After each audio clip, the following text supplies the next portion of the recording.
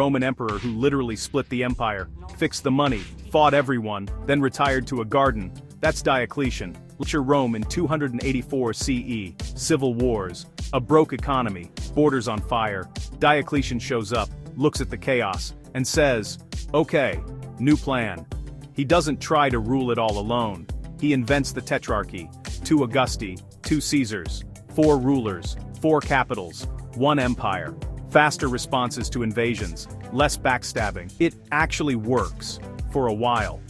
Rome's coins were garbage, silver shaved down to a joke.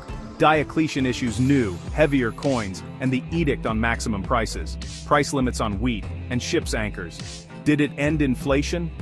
Not really. But it slowed the spiral and showed a government trying to stabilize a giant messy system.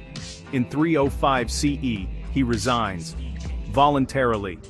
He retires to a seaside palace in Split, iconic. He also reorganized the provinces, beefed up the military, and demanded unity, harshly. His push for religious conformity sparked the Great Persecution. He doesn't save Rome forever, but he buys it another century in the West, and much longer in the East. If you like smart fixes, messy outcomes, emperors who actually retire, hit like, drop your favorite Roman fact in the comments, and subscribe for more bite-sized history. See you next time.